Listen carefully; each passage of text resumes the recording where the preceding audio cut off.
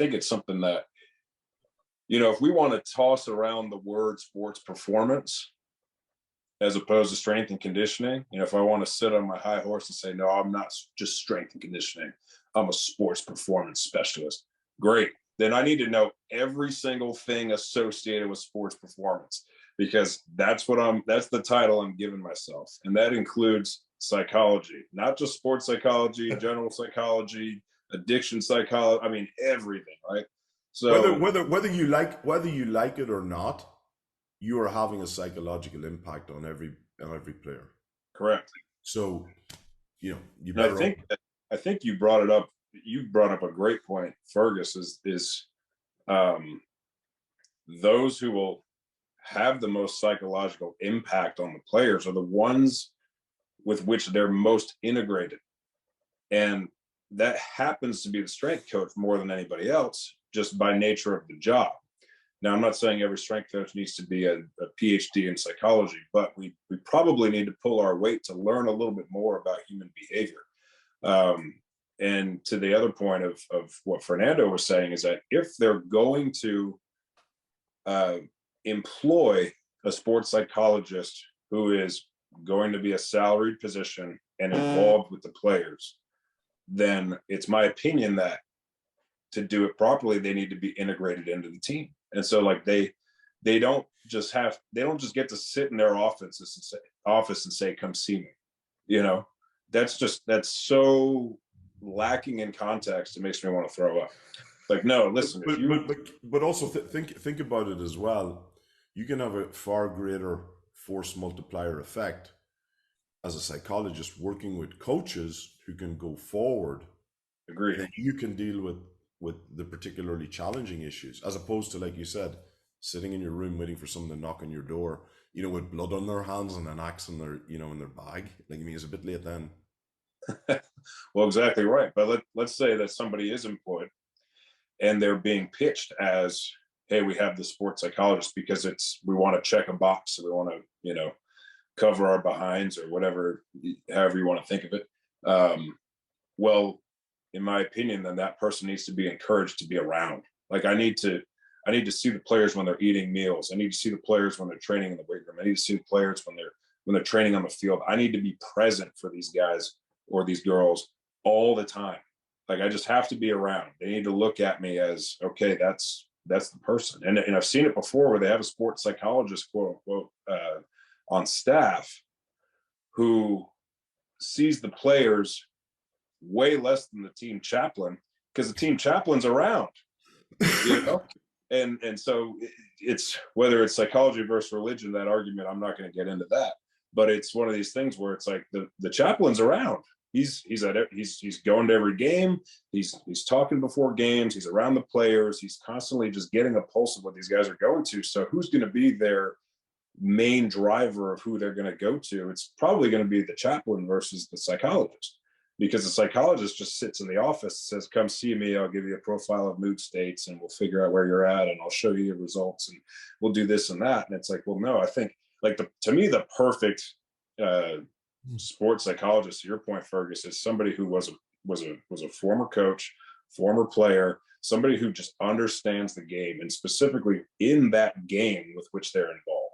It's not, I just studied, generally speaking, sports psychology and I push up my glasses and I talk about these psychological concepts. No, it's somebody who's integrated and well, just familiarized with everything that goes into the game. And if they were a former player, it's great, because especially if they've been at the highest level, they understand what these guys are going through and they can talk from that experience. And I just think that's beneficial. But I agree with what you're saying, Fergus, that if it's somebody who can lend a voice to those who are most impacting the players just by default, whether it's the head coach or the strength coach or whoever else, that might be the most optimal way to do it as well. But I think about now with how the changing dynamics are. I don't know how it is for you, Lima, in college football at your level, but being in the Power 5 level now with NIL and some of these other things coming out, just to give an example of the stress of what's going on with NIL, forget about like the parental influence of, oh, you need to go,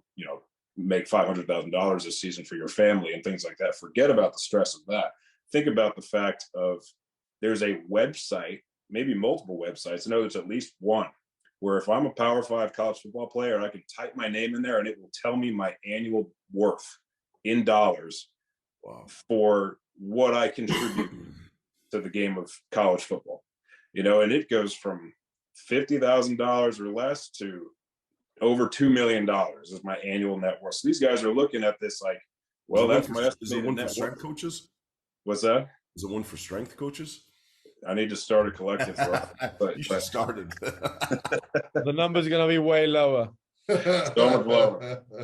But think about the stress of that, though. Like, it's just, you have the same guy. Like, I could be on the same team as you guys, and I'm looking at my number against your number. Now it's like, man, like there's just so many things that are impacting the psychology of the athletes that even in recruiting now, it's no longer about like, is this the right fit for me? Is this the right school for me? Is this what I want to do academically? All of these things that it was in the past. Now it's like, yeah, this seems like a good fit. How much can you pay me? It's just, it's not about what it was in the past. It's a whole changing dynamic. And so to the common theme of remaining adaptable, agile, just understanding these things. If we can do more research into understanding just how humans operate in general, and we can funnel it to specific individuals from there, I think that's the people who do that the best.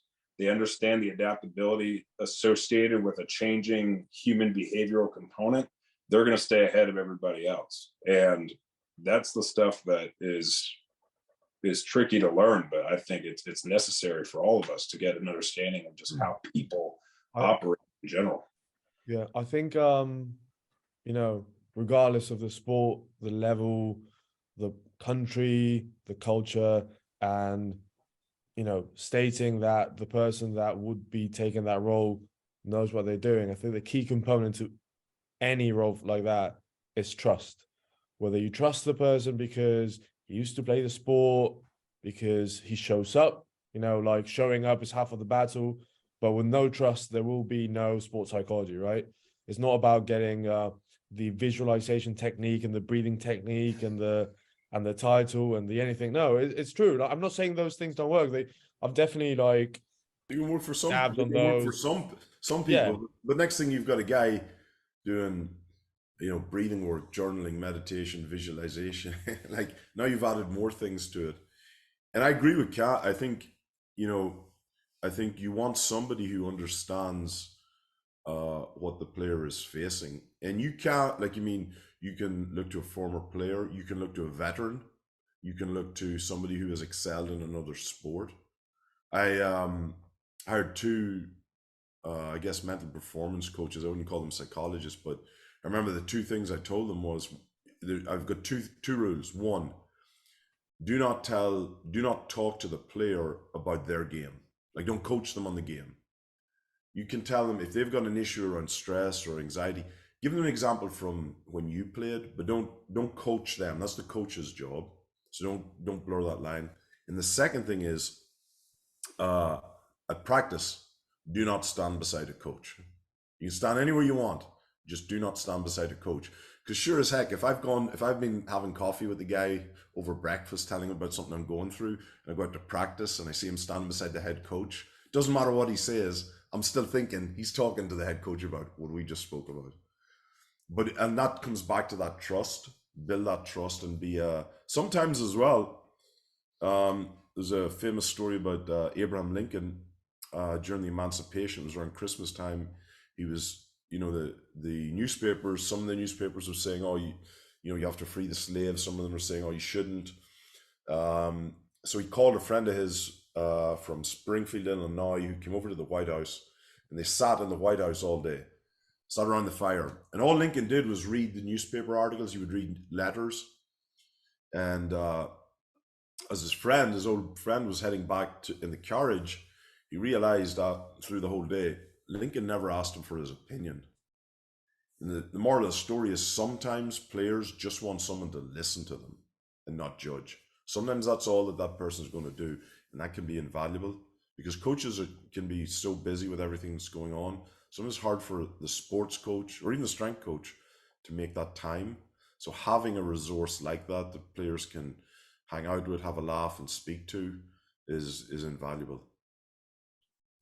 I mean, I would throw my 2 cents in there that I think it's not just the sports psychologist, it's all of them. It's, you know, I've heard about a nutritionist from one of my colleagues where he had her come and talk to the team every Monday because he was like, listen, how good would our athletes be if, you know, practice or weightlifting was optional?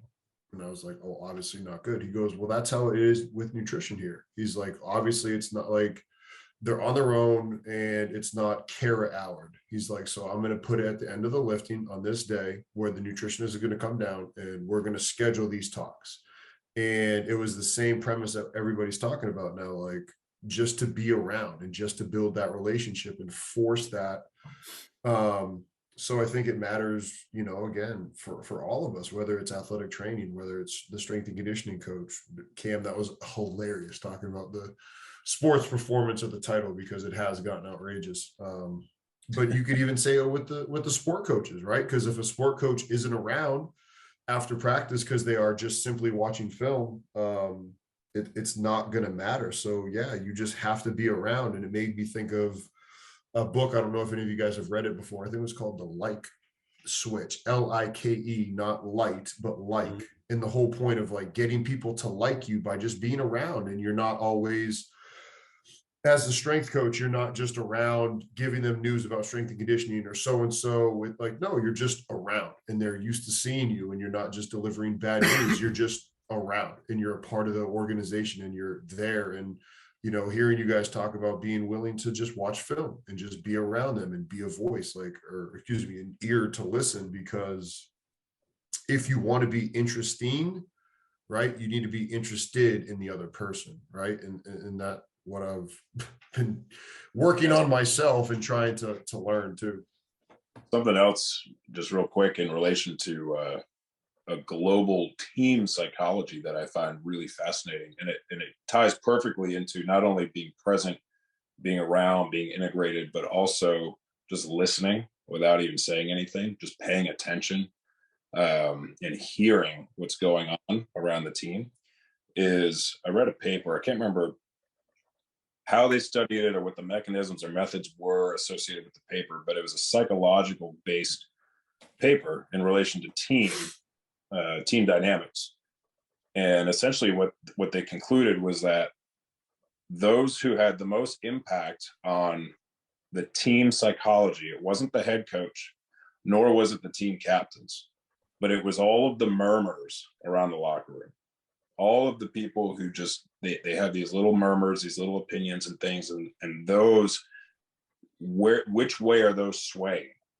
Are they primarily negative? Because at that point, it doesn't even matter what the head coach says or the team captain. If they can't change the murmurs to be positive and in line with where the team wants to go, it's not going to get there.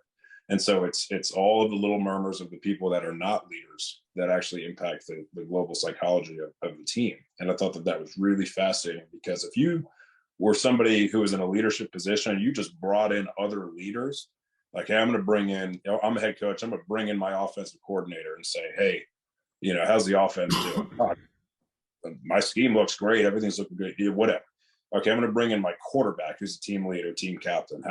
How's the team doing? What's the opinion of you, and all of that? And so a lot of times these guys who are players, who are leaders, are so.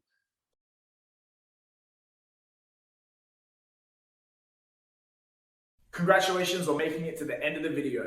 Why don't you celebrate by watching more videos just like it? You can also help us on our quest to placate the algorithm gods by liking, sharing, subscribing, and commenting. Thank you.